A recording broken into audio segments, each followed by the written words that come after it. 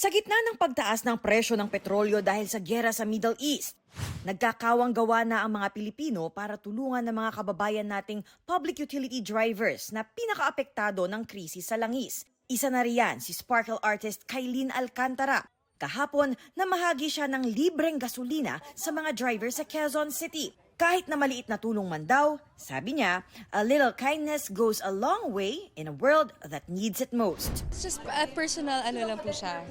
Personal project lang po siya. Pero not sponsored by anyone or whatever. My lolo na jeepney driver before sa Bicol. So syempre gusto kong pumunta lang sa isang fuel station. Kwento ni Kailin, naging inspirasyon niya sa pagtulong ang kanyang Lolo Ben na jeepney driver daw noon sa Bicol. Lagi raw to the rescue ang Lolo Ben niya sa mga nangangailangang kabarangay nila sa probinsya.